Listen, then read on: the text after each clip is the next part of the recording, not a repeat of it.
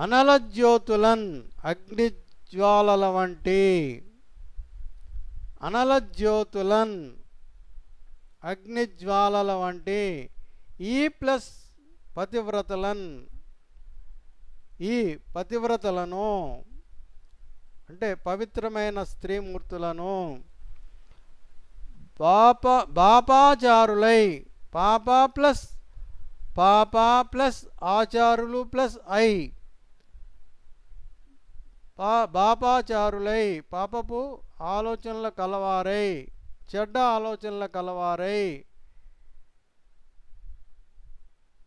చెడు ఆలోచనలతో ఎవరైనా డాయు సమీపిస్తే ఎవరిని సమీపిస్తే అగ్నిజ్వాలల వంటి పవిత్ర స్త్రీమూర్తులను చెడు ఆలోచనలతో ఎవరైనా సమీపిస్తే భూజనులెల్లన్, భూజనులు ప్లస్ ఎల్లన్, భూజనులెల్లన్, భూజనులు ప్లస్ ఎల్లన్, భూజనులు ప్లస్ ఎల్లన్, భూమిపైన ఉన్నటువంటి ప్రజలందరూ, భూజనులెల్లన్ భూమిపై ఉన్నటువంటి జనులందరూ ప్రజలందరూ, నిజ సంపదల్ అంటే వారి యొక్క సంపదలను, ఎవరి యొక్క సంపదలు? ప్రజలు ఎవరైతే పవిత్ర స్త్రీలను, అగ్నిజ్వాలల వంటి పవిత్ర స్త్రీలను చెడు ఆలోచనలతో సమీపిస్తే భూజనులెల్లన్ భూమి మీద ఉన్నటువంటి ప్రజలందరికీ యొక్క భూమి మీద ఉన్న ప్రజలందరూ అంటే అక్కడ ఎవరైతే చెడు ఆలోచనలతో వెళ్ళారో వాళ్ళు, ప్రజలందరూ అంటే అందరూ కాదు, అక్కడ ఎవరైతే చెడు ఆలోచనలతో ఈ పవిత్రమైనటువంటి స్త్రీమూర్తులను, అగ్నిజ్వాలల వంటి పవిత్రమైనటువంటి స్త్రీమూర్తులను చెడు ఆలోచనలతో సమీపిస్తారో వారి యొక్క ఈ భూప్రపంచంలో, ఈ భూమి మీద ఉన్నటువంటి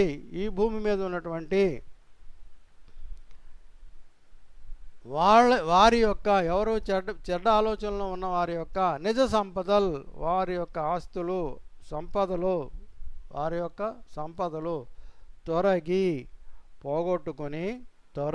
పోగొట్టుకొని అస్తద్వస్తులు ప్లస్ ఐ, అస్తద్వస్తులు ప్లస్ ఐ, అస్తద్వస్తులు ప్లస్ ఐ, యస్తద్వస్తులై సర్వనాశనమై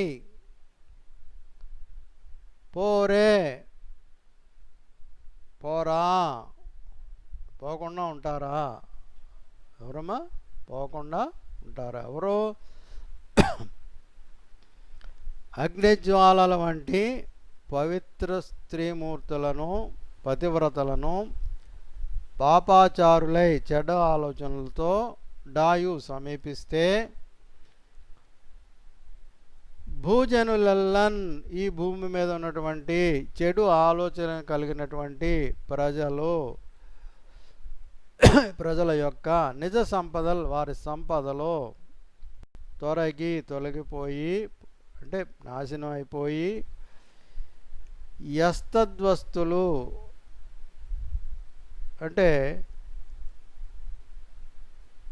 ఏం చెప్పుకున్నాం? సర్వనాశనమై, అస్తద్వస్తులు ప్లస్ ఐ సర్వనాశనమై పోకుండా ఉంటారా, పోతారని అని అర్థం.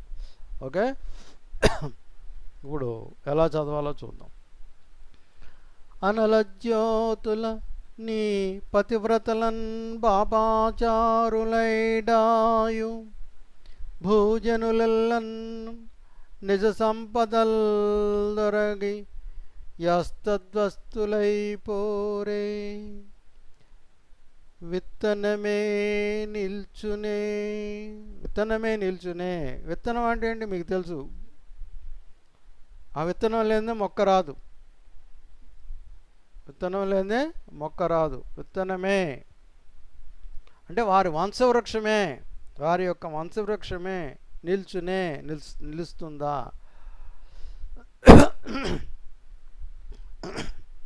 వారి యొక్క వంశవృక్షం నిలవదు అనే దాని అర్థం.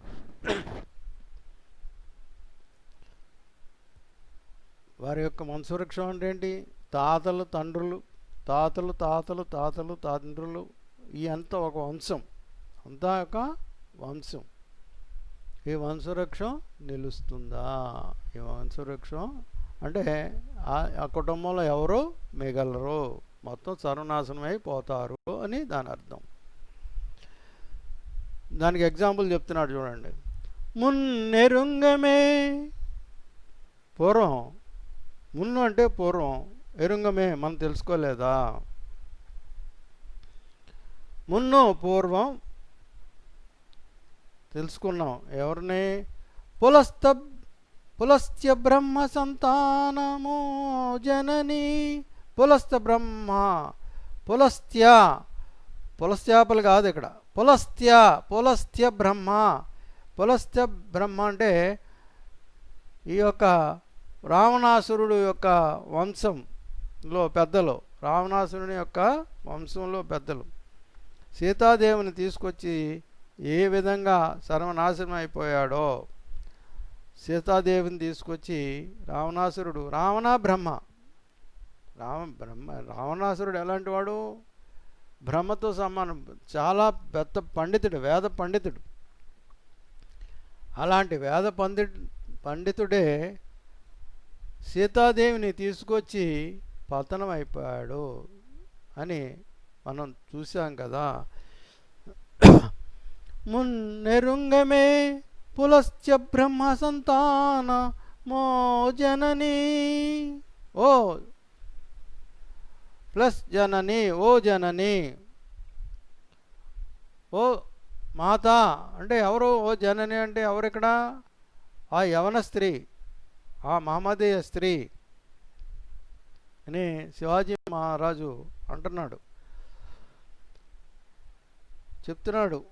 ఈ విధంగా ఎవరో ఏ విధంగా అగ్నిజ్వాలల వంటి పవిత్ర స్త్రీమూర్తులను చెడు ఆలోచనలతో సమీపిస్తే భూమి మీద ఉన్న జనులు ఎవరైతే చెడు ఆలోచనలతో ఉన్నారో వారి యొక్క సంపదలు అంటే ఆస్తులు, బిల్డింగ్లు కానివ్వండి, డబ్బులు కానివ్వండి, వాళ్ళ పరువు ప్రతిష్టలు కానీ ఏవైనా సరే తొలగిపోతాయి, నాశనం అయిపోతారు అని. యస్తద్వస్తులైపోతారు అంటే సర్వనాశనమై పోతారు అని. విత్తనమే నిల్చునే వారి యొక్క వంశవృక్షం కూడా ఏమీ మిగలదు. వారి యొక్క వంశవృక్షం కూడా అంటే తాతల ముత్తాతల నుంచి వచ్చే మొత్తం అందరూ A to Z అందరూ పోతారు, సర్వనాశనమై పోతారు. కాబట్టి స్త్రీమూర్తి దగ్గర చెడు ఆలోచనలతో మీరు ఉండకూడదు అని చెప్తున్నారు అన్నమాట. మున్నెరుంగమే, పూర్వం తెలుసుకోలేదా మనం? పూర్వం మనం తెలుసుకున్నాం. ఏం తెలుసుకున్నాం? పులస్త్య బ్రహ్మ సంతానం అయినటువంటి, పులస్త్య బ్రహ్మ అంటే పులస్త్య బ్రహ్మ వంశం, తాతలు తండ్రులు, ఈ రావణ బ్రహ్మ యొక్క తాతలు తండ్రులు వాళ్ళ పూర్వీకులు పులస్త్య వంశం అనమాట వాళ్ళది. ఏం వంశం వాళ్ళది? పులస్త్య వంశం. ఏమైంది? సీతాదేవిని తీసుకురావటం వలన అక్కడతో క్లోజ్ అయిపోయింది.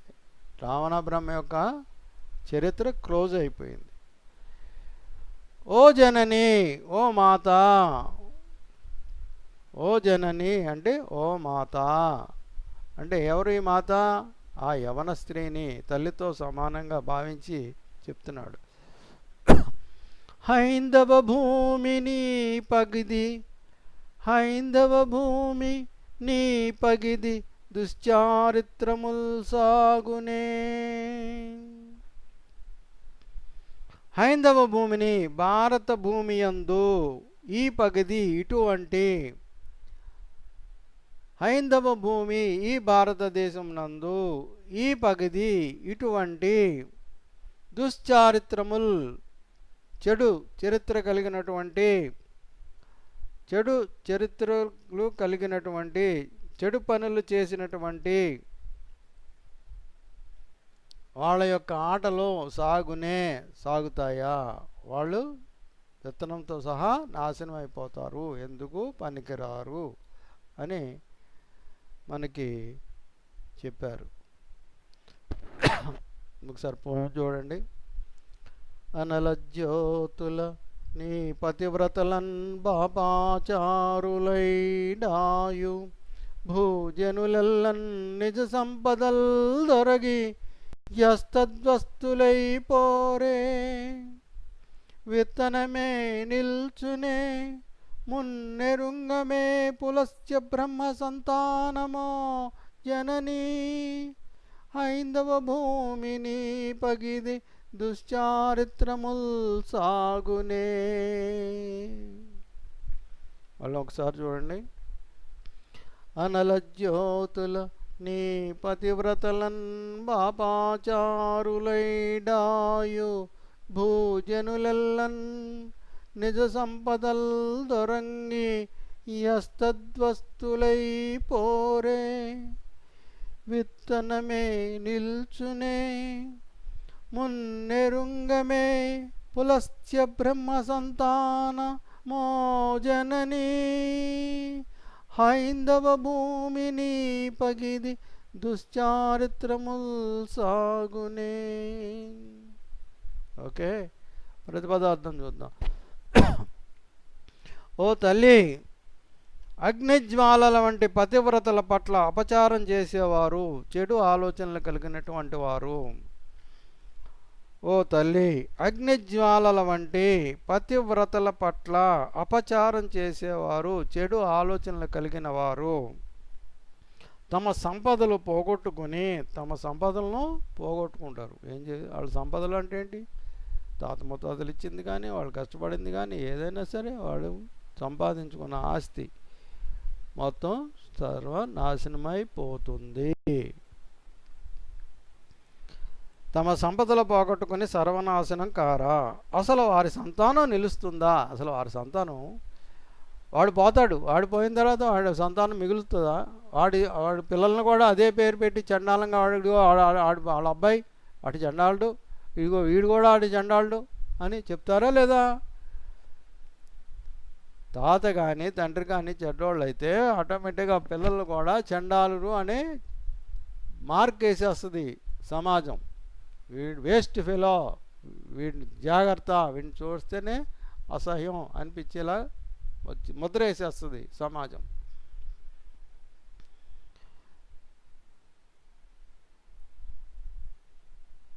విత్తనంతో సైతంగా అంటే టోటల్ పూర్తిగా విత్తనం పోయిందంటే మొక్క అసలు రాదు కదా, ఇంకా వాళ్ళ వంశవృక్షమే ఉండదు, విత్తనమే పోతుంది.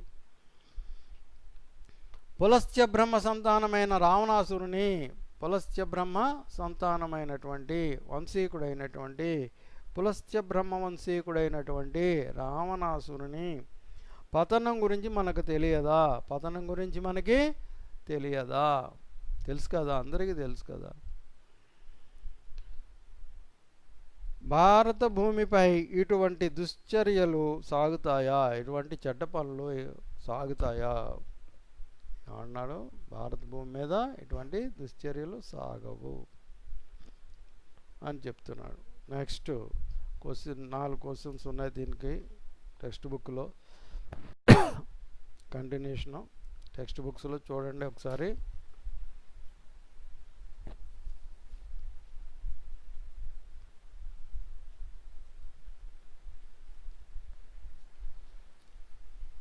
స్త్రీలను ఎవరితో పోల్చారు? స్త్రీలను ఎవరితో పోల్చారు?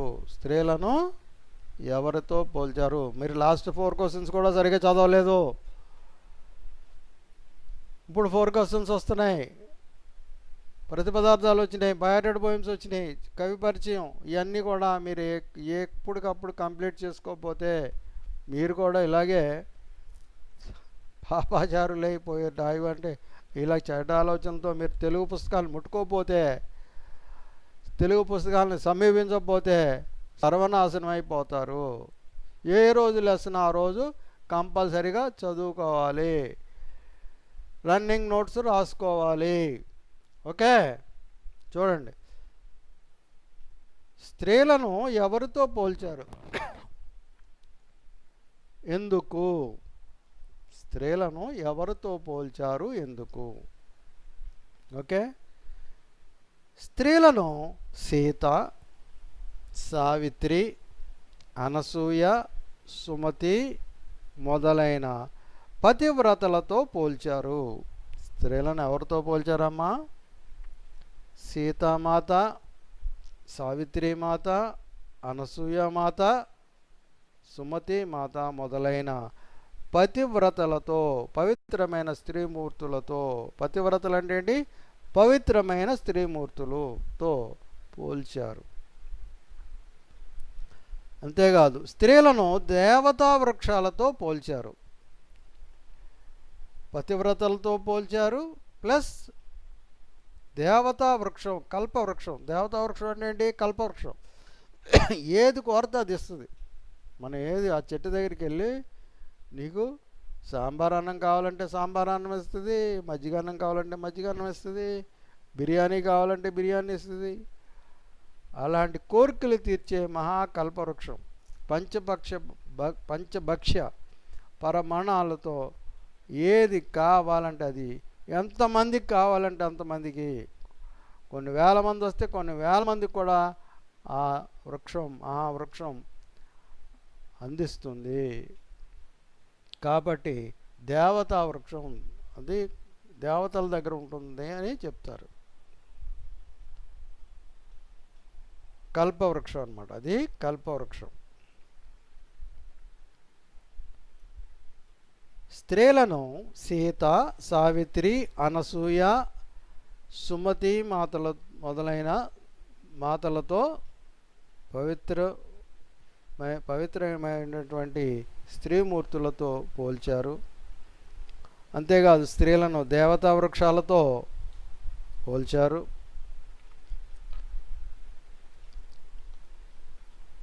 చెప్పాను కదా, దేవతా వృక్షాలు కోరిన కోరికలు తీరుస్తాయి.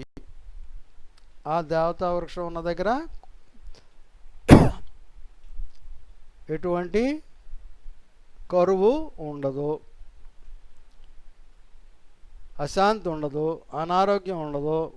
అశాంతి ఉండదు, అనారోగ్యం ఉండదు, ముసలితనం వంటి బాధలు ఉండవు.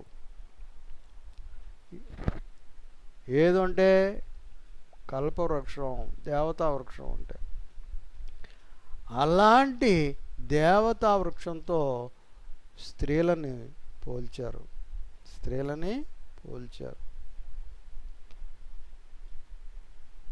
అంటే స్త్రీలు ఉన్న ఇల్లు కళకళలాడుతుంది, ఆడపిల్లలు ఉన్న ఇల్లు కళకళలాడుతుంది.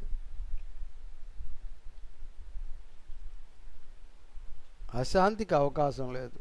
ప్రేమ ఆప్యాయతలన్నీ అందిస్తారు. ప్రేమని, ఆప్యాయతని, అన్న, అక్క, చెల్లి అని, తల్లి బిడ్డల్ని ఎంతో ప్రేమ ఆప్యాయతలను అందించి, ఈ కల్పవృక్షంలాగా ఏది కావాలంటే అది మీకు చేసి పెట్టి,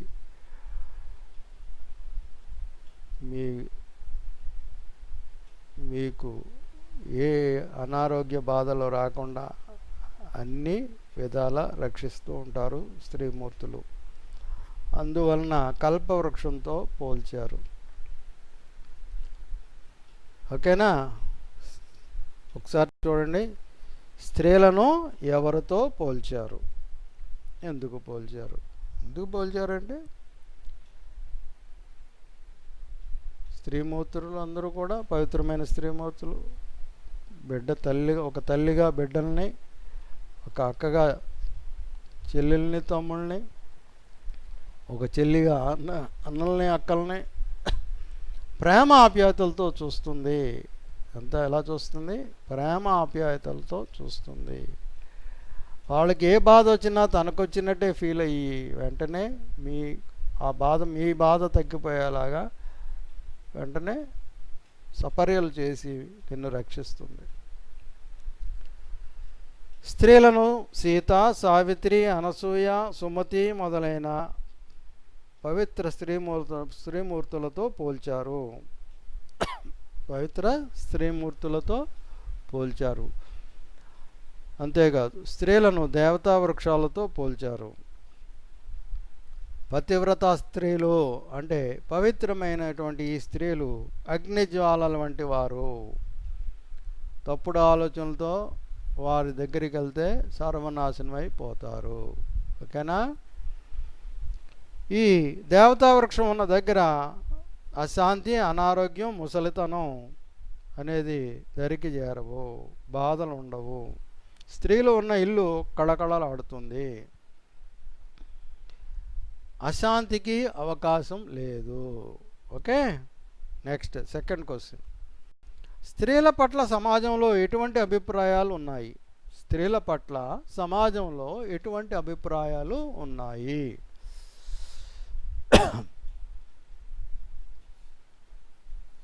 దీనిపై మీ అభిప్రాయాలు తెలపండి. సెకండ్ క్వశ్చన్ ఆన్సర్ చూడండి. స్త్రీల పట్ల సమాజంలో గౌరవభావమే ఉన్నది. పూర్వం గౌరవభావం ఉంది. ఇప్పుడు కన్నా పూర్వం ఎక్కువ విలువ ఇచ్చేవాళ్ళు.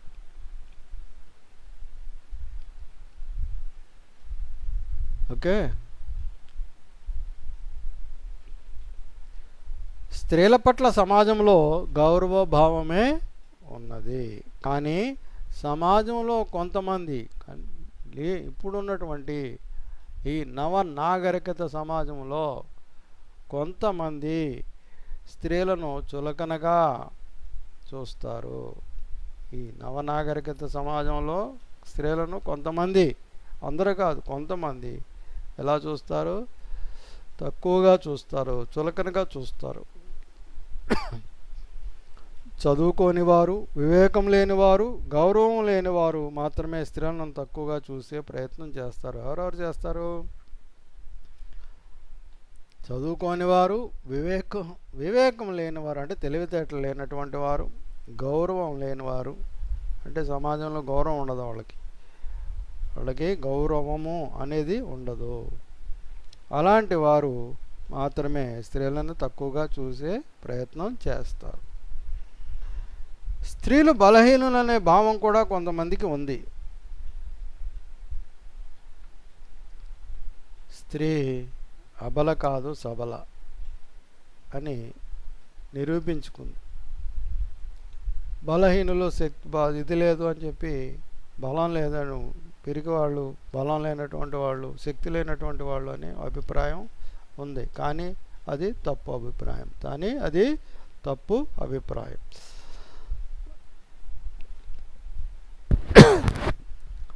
Next third question. స్త్రీల వల్ల భారత కీర్తి ప్రతిష్టలు పెరుగుతాయనడానికి ఉదాహరణలు తెలపండి. స్త్రీల వలన భారత కీర్తి ప్రతిష్టలు, భారతదేశం యొక్క కీర్తి ప్రతిష్టలు పెరుగుతాయనడానికి ఉదాహరణలు, ఎగ్జాంపుల్స్ చెప్పమంటున్నారు. Third question. ఓకే, ఆన్సర్ అందరికీ తెలిసినవి అన్నీ కూడా ఈజీగా మనం అర్థం చేసుకోవచ్చు. స్త్రీల వలన ఏ దేశపు కీర్తి ప్రతిష్టలైనా పెరుగుతాయి. ఆడవాళ్ళు వలన, స్త్రీమూర్తుల వలన, పవిత్ర స్త్రీమూర్తుల వలన భారతదేశమే కాదు, ప్రతి దేశంలో ఏ దేశమైనా ఆ దేశం యొక్క కీర్తి ప్రతిష్టలు పెరుగుతాయి. మన భారతదేశ స్త్రీలు అన్ని రంగాలలోనూ మగవారితో సమానంగా ఉన్నారు. మన భారతదేశంలో ఎలా ఉన్నారు? స్త్రీమూర్తులు మగవారితో సమానంగా ప్రతి పని చేస్తున్నారు, ప్రతి పనిని సమానంగా చేస్తున్నారు.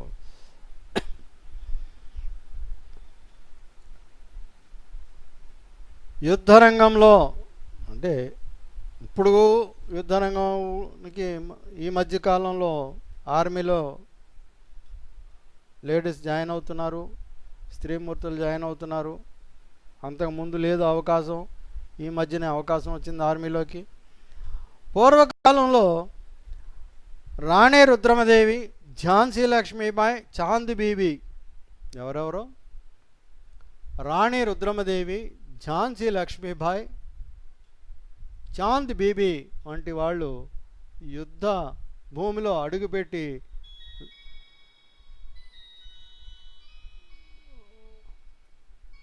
ఎంతో మందిని జయించారు.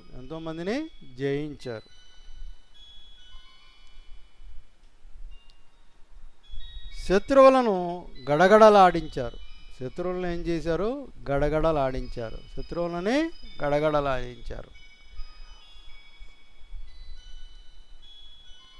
మన అది యుద్ధభూమిలో అయితే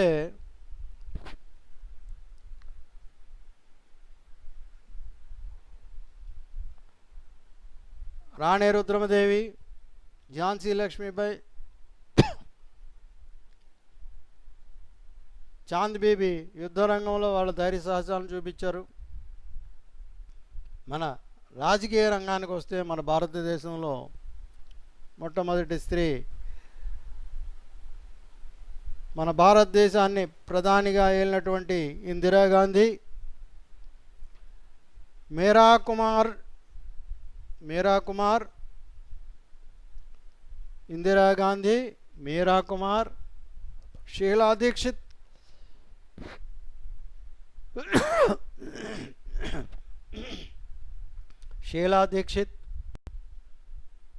ఎవరెవరమ్మా? ఇందిరాగాంధీ, మీరా కుమార్, షీలా దీక్షిత్ మొదలైన ధృవతారలు రాజకీయ రంగాన్ని ఏలారు. రచనా రంగంలో అంటే కవిత్వం కానీ, రచనలు కానీ, మనకి లెసన్స్ కానీ, కథలు కానీ, నవలలు కానీ రాసినటువంటి రచనా రంగంలో ఎవరెవరు ఉన్నారు? మొల్ల, పూర్వకాలంలో మొల్ల, పూర్వకాలంలోనే రంగాజమ్మ మొదలైన వారు కావ్యాలు రాశారు. మొల్ల రామాయణం ఉంది కదా. పూర్వకాలంలో ఎవరు ఉన్నారు? మొల్ల, తర్వాత రంగాజమ్మ మొదలైన వారు కావ్యాలు రాశారు పూర్వకాలంలో. ఈనాడు మన నవ నాగరికత ప్రపంచంలో రచనా రంగంలో మాలతీ చందర్, యద్దనపూడి సులోచనారాణి గారి నవలలు, చాలా నవలను సినిమాలుగా తీశారు. మాలతీ చందూర్, యద్దనపూడి సులోచనారాణి, కోడూరి కౌసల్యాదేవి. ఈ కోడూరి కౌసల్యాదేవి కూడా రచనలు కూడా సినిమాలుగా తీశారు. మొదలైన వారు నవలా రచయితలుగా ఖ్యాతి చెందారు. మొల్లా, రంగాజమ్మ కావ్యాలు రాస్తే రచనా రంగంలో మాలతీ చందర్, యద్దనపూడి సులోచనారాణి గారు, కోడూరి కౌసల్యాదేవి గారు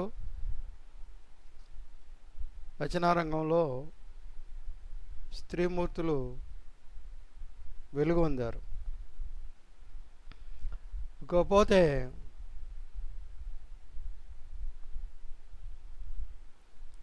క్రీడారంగంలో మీ అందరికీ తెలుసు, క్రీడారంగం sports. PT Usha, Ashwini Nachappa, Kunjarani, PT Usha, Ashwini Nachappa, Kunjarani, Mithali Raj, Karnam Malleswari మొదలైన వారు క్రీడారంగంలో మణిపూసలు. ఎవరెవరో పిటి ఉష, అశ్విని నాచప్ప, కుంజరాణి, మిథాలీరాజ్, కరణం మల్లేశ్వరి మొదలైన వారు క్రీడారంగంలో మణిపూసలు. ఇవన్నీ మీరు రన్నింగ్ నోట్స్ రాయాలి. ఈ పాయింట్స్ అన్నీ రన్నింగ్ నోట్స్లో రాయాలి. మీ బుక్లో ఉండొచ్చు, ఉండకపోవచ్చు. ఈ రన్నింగ్ నోట్స్ ఎక్స్ట్రా పాయింట్స్ రాసుకోవాలి, రన్నింగ్ నోట్స్ రాసుకోవాలి. ఇవన్నీ కూడా. కస్తూరిబా గాంధీ, సరోజినీ నాయుడు, దుర్గాబాయి దేశ్ముఖ్ మొదలైన వారు స్వాతంత్రోద్యమంలో పాల్గొన్నారు. పూర్వం అంటే ఇప్పుడే ఈ 1945 మన స్వాతంత్రం రాకముందు మన స్వాతంత్రం కోసం పాటుపడిన స్త్రీమూర్తులు కస్తూరిబా గాంధీ, సరోజినీ నాయుడు, దుర్గాబాయి దేశ్ముఖ్ వంటి పవిత్ర స్త్రీమూర్తులు మన భారతదేశాన్ని ఎంతగానో ముందుకు తీసుకెళ్లారు. ఈనాడు మనం స్వాతంత్రంగా ఉన్నామంటే ఆనాడు ఆ పవిత్ర స్త్రీమూర్తులు కూడా స్వాతంత్రం కోసం పోరాట యోధులు అని మనం చెప్పుకోవచ్చు. ఇప్పుడు 3 క్వశ్చన్స్ అయినాయి. ఫస్ట్ క్వశ్చను, స్త్రీలను ఎవరితో పోల్చారు, ఎందుకు? సెకండ్ క్వశ్చన్, స్త్రీల పట్ల సమాజంలో ఎలాంటి అభిప్రాయాలు ఉన్నాయి, దీనిపై మీ అభిప్రాయాలు? థర్డ్ క్వశ్చన్, స్త్రీల వల్ల భారత కీర్తి ప్రతిష్టలు పెరుగుతాయి అనడానికి ఉదాహరణలు 3 తెలుసుకున్నారు. వీళ్ళందరూ ఉండటం వలన మన భారతదేశం యొక్క కీర్తి ప్రతిష్టలు పెరిగాయి. నెక్స్ట్ ఫోర్త్ క్వశ్చన్, అనల జ్యోతుల సాగునే అనే పద్యం ద్వారా నీకేం అర్థమైంది? అనల జ్యోతుల అనే పోయం ద్వారా నీకు ఏమి అర్థమైంది అని అడుగుతున్నారు. అగ్ని వంటి తేజస్సు కలవారు, అగ్ని జ్వాలల వంటి పవిత్ర స్త్రీమూర్తులు, పుణ్యస్త్రీలు స్త్రీలను తప్పుడు ఆలోచనలతో సమీపిస్తే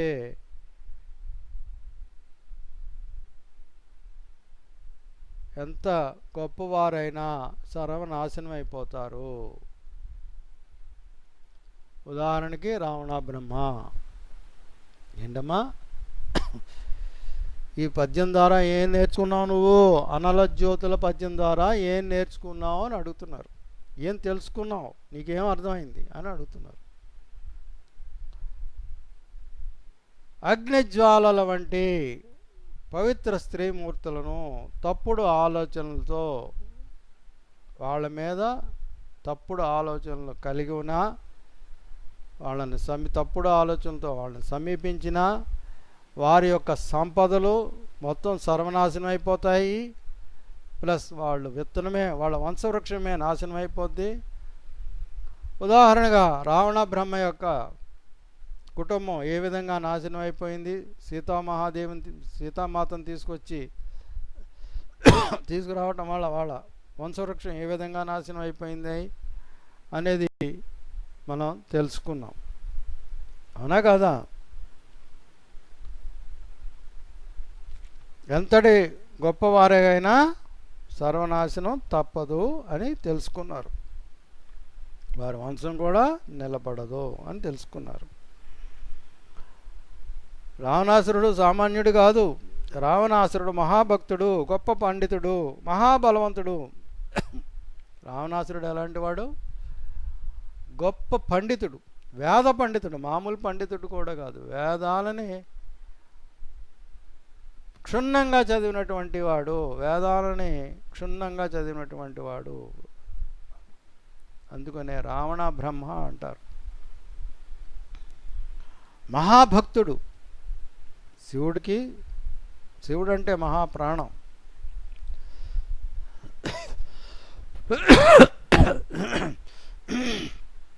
శివుడికి పెద్ద భక్తుడు, గొప్ప పండితుడు, బలవంతుడు, మహాబలవంతుడు, మామూలు బలవంతుడు కాదు, మహాబలవంతుడు. అలాంటి వాడు కూడా సీతాదేవిని తీసుకురావటం వలన, సమీపించడం వలన, సీతాదేవిని సమీపించడం వలన వారి యొక్క వంశవృక్షమే సర్వనాశనం అయిపోయింది. ఎవరిది? రావణాబ్రహ్మ యొక్క వంశవృక్షమే సర్వనాశనం అయిపోయింది. ఇంకా సామాన్యుల సంగతి చెప్పాల్సిన పని లేదు కదా. ఎంప్లాయిడ్ పోతారు, సర్వనాశనం అయిపోతారని దాని అర్థం. ఎంతటి గొప్పవారైనా స్త్రీని అవమానపరిస్తే నాశనం తప్పదని తెలిసింది. ఓకే, ఇక్కడికి 4 క్వశ్చన్స్ అయిపోయినాయి. Next continuation.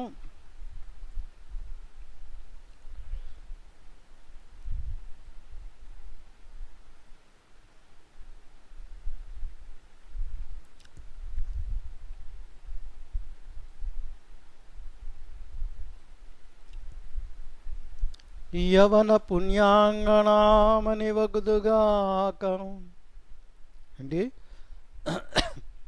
యవన పుణ్యాంగనామని వగుదుగాక.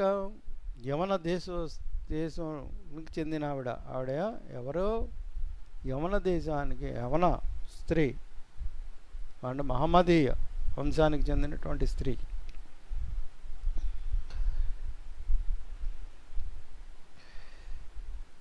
యవన జాతికి చెందినటువంటి యవన జాతికి చెందినటువంటి, అంటే ఇక్కడ జాతి అంటే మతం. యవన అంటే మహమ్మదీ బీజాపూర్ సుల్తానుల యొక్క కోడలు ఈవిడ. బీజాపూర్ సుల్తాన్ని పట్టుకొని తీసుకొచ్చారు. ఆ సుల్తాన్తో పాటు గెలిచినప్పుడు కళ్యాణి దుర్గం అప్పటికి కూడా మహారాష్ట్రలో కళ్యాణ్ అనే ప్రాంతం ఉంది. అక్కడ పూనా దాటిన తర్వాత బాంబేకి మధ్యలో అక్కడ ఉంటుంది.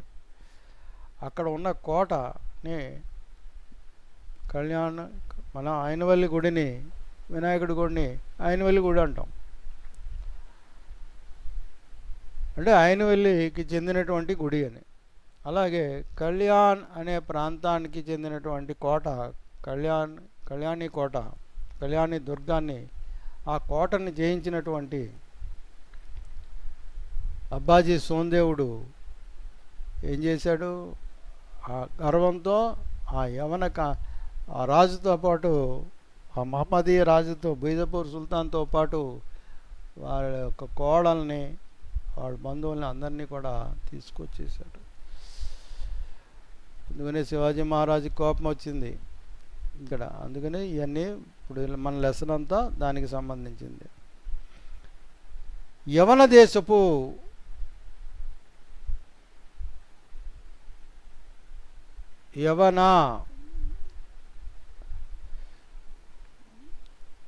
యవన దేశానికి చెందినటువంటి పుణ్యాంగణామణి, పుణ్యా ప్లస్ అంగణామణి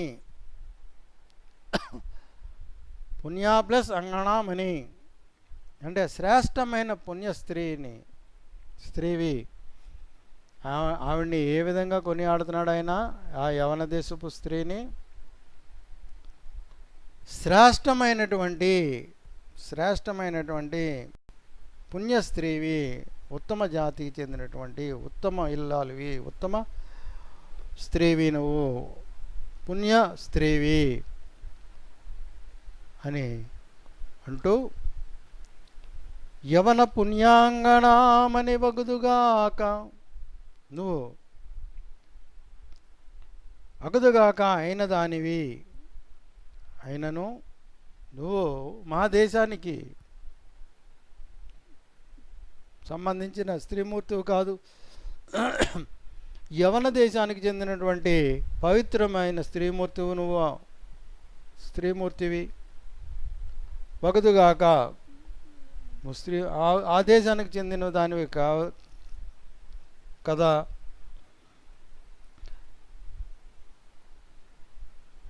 నువ్వు ఏ రాజ్యానికి సంబంధించిన దానివి?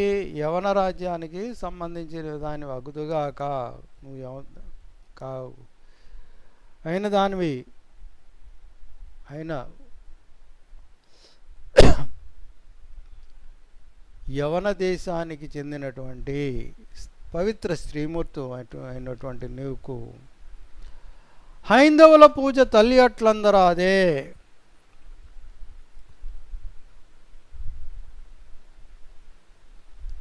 నువ్వు యవన దేశపు మహమ్మదీయ స్త్రీ అయినప్పటికీ, నువ్వు మహమ్మదీయ స్త్రీ అయినప్పటికీ, మహమ్మదీయ పవిత్రమైనటువంటి స్త్రీమూర్తి అయినప్పటికీ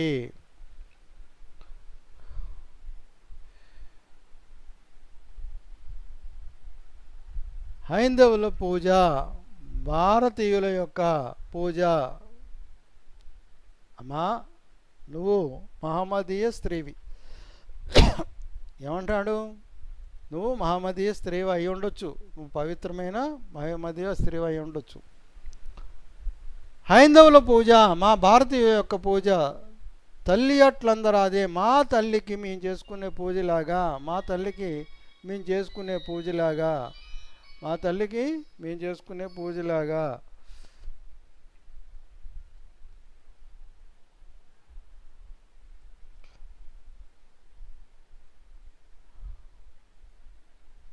మా తల్లిని మేము ఎలా గౌరవించుకుంటామో, మా తల్లిని మేము ఎలా గౌరవించుకుంటామో, ఏ విధంగా అయితే మేము పూజలు చేసుకుంటామో ఆ విధంగా మా భారతీయుల యొక్క పూజని అందుకో తల్లి.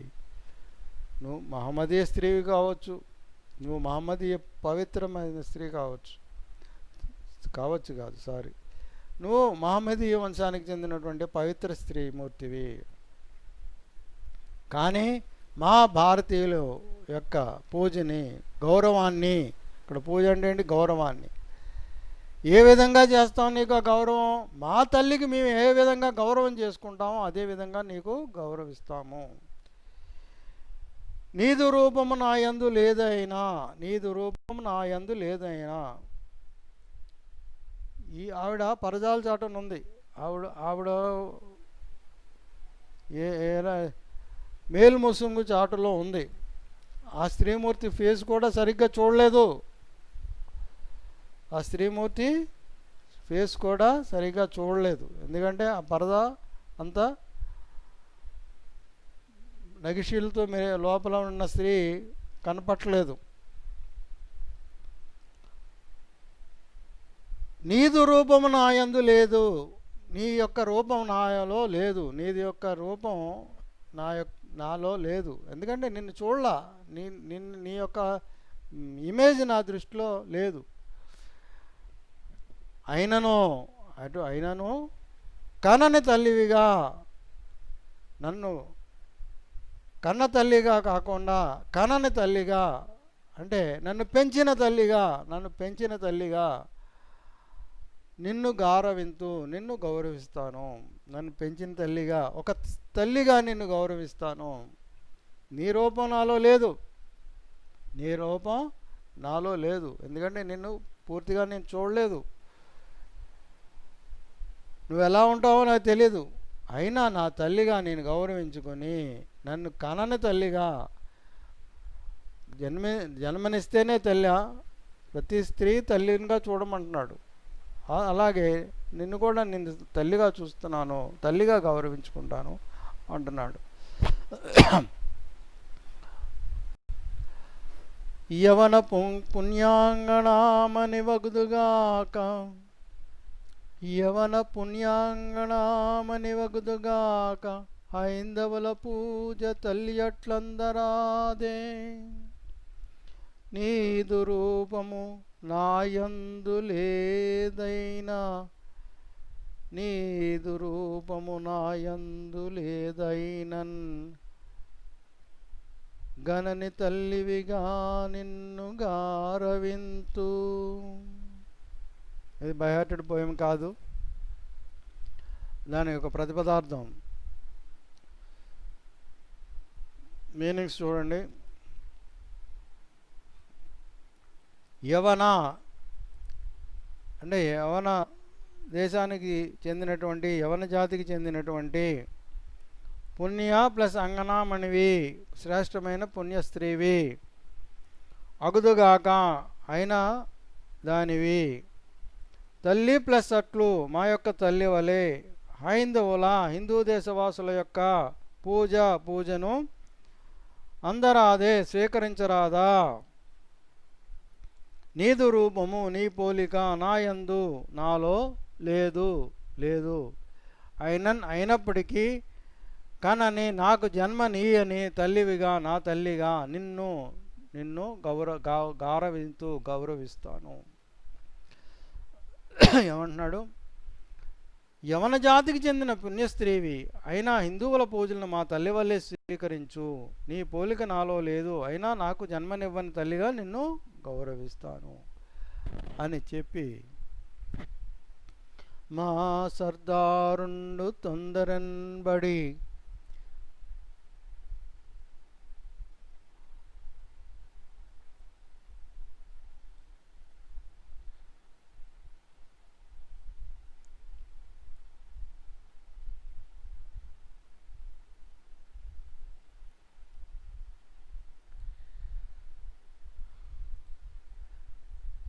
మా సర్దారుండు తొందరన్బడి యసన్మార్గంబునన్ బోయే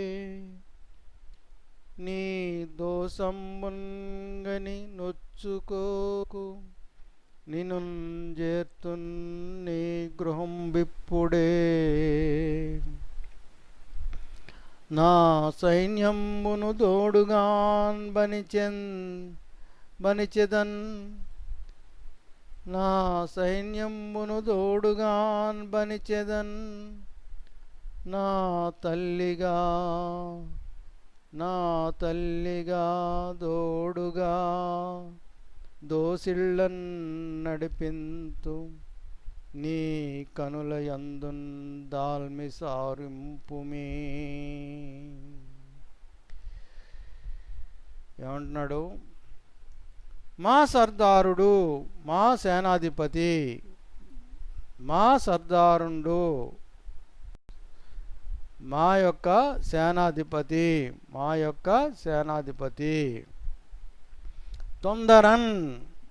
తొందరపాటు పడి ప్రతిపదార్థం చూడండి. మా సర్దారుండు మా యొక్క సేనాధిపతి తొందరపాటు పడి అంటే అత్యుత్సాహంతో ఏం చేస్తున్నాడో తెలియక తొందరపడిపోయాడు. అది చేయొచ్చా చేయకూడదా అనేది మర్చిపోయాడు. తొందరపాటు పొందాడు. తొందరపాటు పడి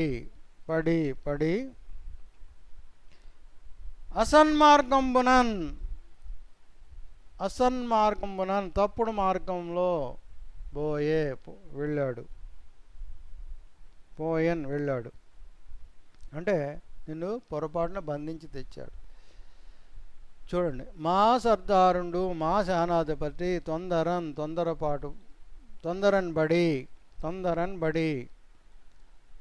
ప్లస్ పడి తొందరపాటు పడి అసన్మార్గంబునన్ తప్పుడు మార్గంలో వెళ్ళాడు, నిన్ను బంధించి తీసుకొచ్చాడు. ఈ ప్లస్ దోసంబున్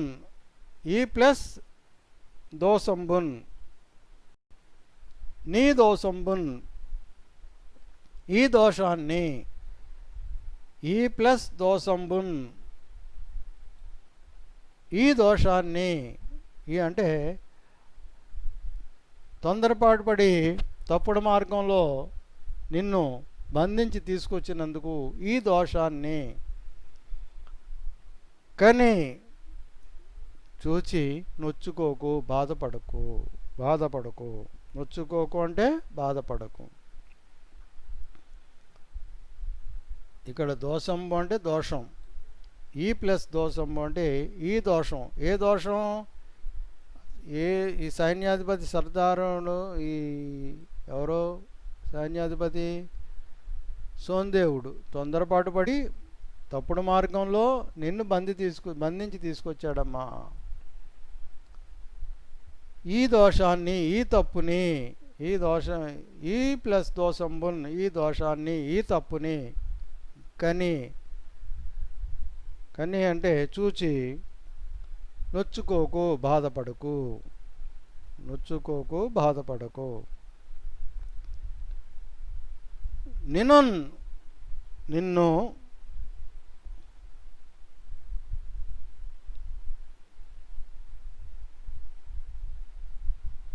ఇప్పుడే, ఈ క్షణాన్నే, వెంటనే నిన్ను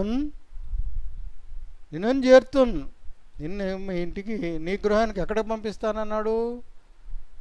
ఆ యవన స్త్రీ యొక్క గృహానికి, కోటకి, కళ్యాణి దుర్గానికి ఇప్పుడే, వెంటనే నిన్ను ఎవరితో పంపుతానన్నాడు? నా యొక్క సైన్యంబును, నా సైన్యాన్ని మొత్తాన్ని తోడుగా, వెంటనే నీకు సహాయంగా, తోడుగా అంటే నీకు సహాయంగా పనిచేదన్ పంపిస్తాను. పనిచేదనంటే పంపిస్తాను. నా తల్లిగా, నా యొక్క తల్లిగా, నా యొక్క తల్లిగా, నా తల్లి వలే.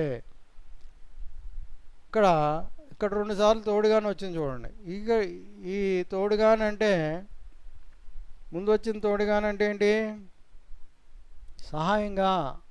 ఇక్కడ సహాయంగా. ఇక్కడ తోడుగానంటే 2 అర్థాలు ఉన్నాయి.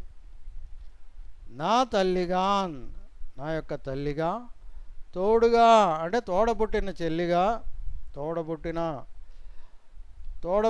చెల్లిగా, నా తల్లిగా, నా తోడబుట్టిన చెల్లిగా, దోసిళ్ళను నడిపింతు, నా అరిచేతుల్లో నడిపిస్తాను నిన్ను.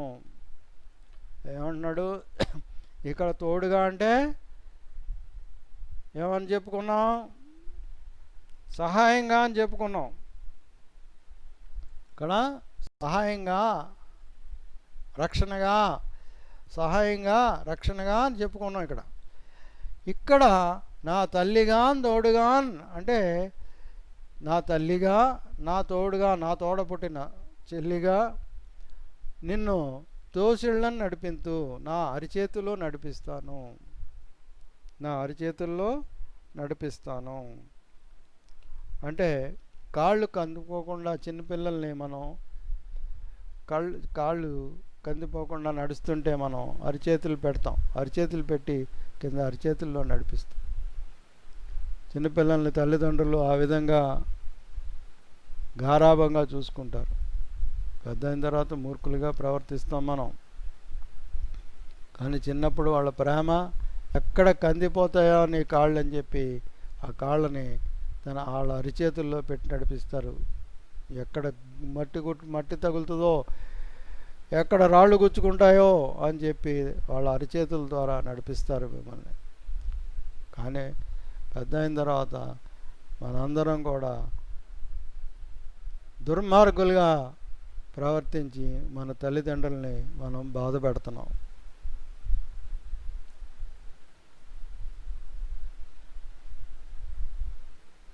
అవునా? ఇది ఎంత తప్పు తెలుసుకోండి, మారండి, తల్లిదండ్రుల మాట వినండి. ఇక్కడ శివాజీ మహారాజా ఏమంటున్నాడు? నా తల్లిగా, నా తోడుగా అంటే నా తోడబుట్టిన దానిగా, నా చెల్లిగా దోసిళ్ళను నడిపింతు, నా దోసిళ్ళలో, నా అరిచేతిలో నిన్ను నడిపిస్తాను. అంటే అంత శుద్ధిమెత్తగా, ఎంత గౌరవించాడో చూడండి ఆ స్త్రీమూర్తిని, ఆ మహమ్మదీ స్త్రీని. హిందూ స్త్రీ కాకపోయినప్పటికీ ఎంత గౌరవించి తన అరిచేతుల్లో పెట్టి నడిపిస్తాను అని. తల్లిని ఏ బాధ రాకుండా నేను ఎలా చూసుకుంటానో నీకు ఏ బాధ రాకుండా చూసుకుంటాను.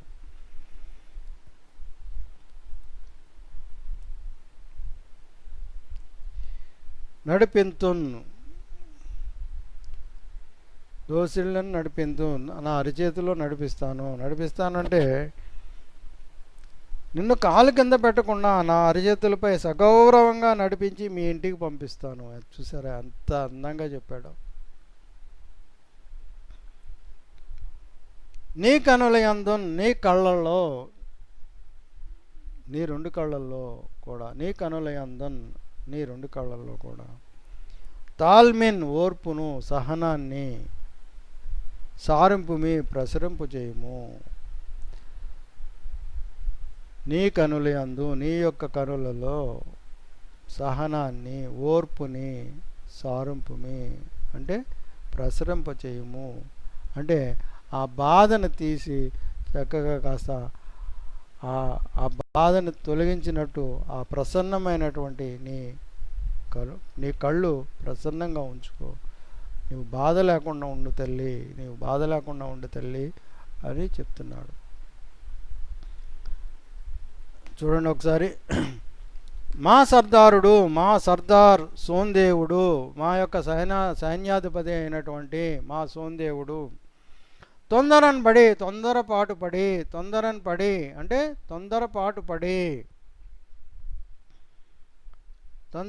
పడి అసన్మార్గంబునన్ తప్పుడు మార్గంలో, అసత్ ప్లస్ మార్గంబునన్ తప్పుడు మార్గంలో పోయన్ వెళ్ళాడు, పొరపాటున నిన్ను బంధించి తెచ్చాడు. ఈ దోషంబున్ ఈ దోషాన్ని కని చూచి నొచ్చుకోకు, బాధపడకు. ఇప్పుడే వెంటనే నిన్ను నీ గృహంబున్ మీ ఇంటికి అంటే మీ యొక్క కోటకి, మీ యొక్క కళ్యాణి దుర్గానికి చేరుస్తాను. నా సైన్యాన్ని తోడుగా నీకు సహాయంగా పనిచేయన్ పంపిస్తాను. నా తల్లిగా నా యొక్క తల్లి వలెను, తోడుగా నా తోడబుట్టిన సోదరిగాను దోసెళ్ళను నా అరిచేతులపై నడిపిస్తాను. నిన్ను కాలు కింద పెట్టకుండా నా అరిచేతులపై సగౌరవంగా నడిపించి నీ కోటకు పంపిస్తాను. నీ కనుల యందు నీ కళ్ళల్లో తాల్మిన్ ఓర్పును సారింపుమి ప్రసరింపచేయుము. తాత్పర్యం చూడండి. మా సర్దారు అంటే మా సైన్యాధిపతి తొందరపడి తప్పు మార్గంలో నడిచాడు. ఏమంటున్నాడు? మా సర్దారుడు అంటే మా సైన్యాధిపతి తొందరపడి తప్పు మార్గంలో నడిచాడు. ఈ దోషాన్ని చూసి బాధపడకు. నిన్ను నీ ఇంటికి ఇప్పుడే చేరుస్తాను. నా సైన్యాన్ని నీకు తోడుగా పంపిస్తాను. నిన్ను నా తల్లిగా నిన్ను నా తల్లిగా చెల్లెలుగా భావించి నా అరచేతులపై నడిపిస్తాను. నీ కనులలో ఓర్మిని అంటే ఓర్పును చూపించుతాం, ప్రసరింపజేయము అని చెప్తున్నాడు అన్నమాట. మళ్ళీ ఒకసారి చూడండి పోయము.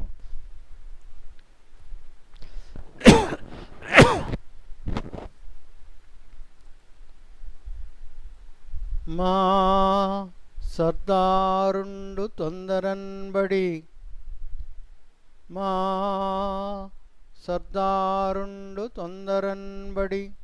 యసన్మార్గంబునన్ బోయే నీ దోషంబున్గని నొచ్చుకోకు. నిన్ను నకారం పల్లిది, నకారం పళ్ళు మీకు పలికితే పలకండి, లేదా నిన్ను చేర్తున్ అని చదవండి.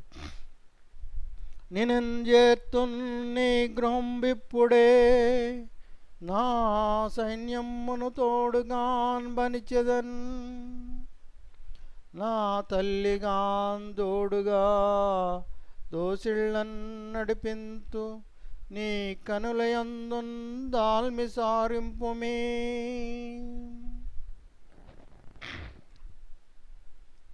ఓకే,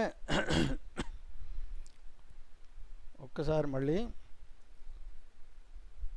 మా సర్దారుండు తొందరన్బడి యసన్మార్గంబునన్ బోయే, నీ దోసంబున్గని నొచ్చుకోకు, నినుంజేర్తున్ నీ గృహం విప్పుడే, నా సైన్యమును తోడుగాన్ బనిచిదన్,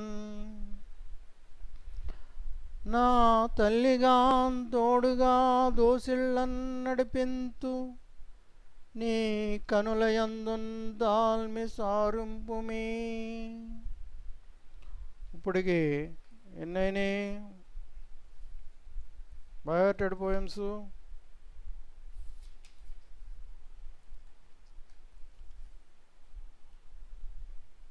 ఆ ఏమి ఒక పోయము, బయోటెడ్ పోయము. త్వరితుండయ తొడట్టులే సెలిపి కాదు. శివరాజంతట మేల్ముసుంగు ధరలో రెండో పోయము.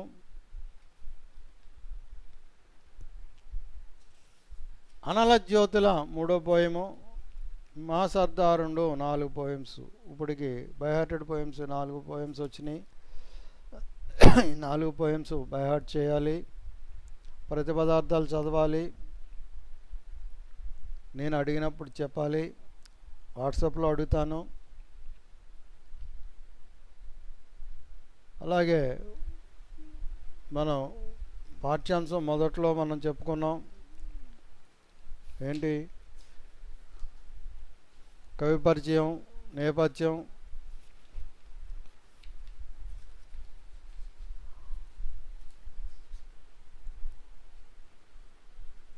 పాఠ్యభాగ వివరాలు. దానికి ముందు ఓ పోయం ఇచ్చారు, ఆ పోయం యొక్క క్వశ్చన్ ఆన్సర్స్, తల్లి గురించి, తల్లి పాదజలం ఎలా ఉంటుంది, తల్లిని కడిగినటువంటి పాదజలం దేంతో సమానం, పావనం పైన జనయత్రి పాదజలం అంటే ఏమిటి, ఇటువంటి క్వశ్చన్లన్నీ మనం చదువుకున్నాం. ఈ ప్రతి క్వశ్చన్స్ ఇవో 4 క్వశ్చన్స్ 5 క్వశ్చన్స్. తర్వాత పోయమ్స్లోకి వచ్చేటప్పటికి అయ్యో 4 ఒక 4 8 క్వశ్చన్స్, షార్ట్ ఆన్సర్స్. ఇవన్నీ 4 బైహార్టెడ్ పోయమ్స్ ప్లస్ ప్రతిపదార్థాలు, అర్థాలు. ఇప్పటివరకు అయినాయి. ఇవన్నీ కూడా మీరు అప్డేట్ అవ్వాలి. ఇంకా మనకి 2 పోయమ్స్ ఉన్నాయి. 2 పోయమ్స్ అయితే మనకి ఈ లెసన్ అయిపోతుంది. గ్రామర్ పార్ట్లోకి వస్తాను. ఓకేనా? ఇంకొక వీడియో వస్తుంది. ఇది 5th పార్ట్ అనుకుంటా ఇది ఇప్పుడు చేసింది. ఓకే, ఇవన్నీ చెప్పినట్టు అప్డేట్ అవ్వండి.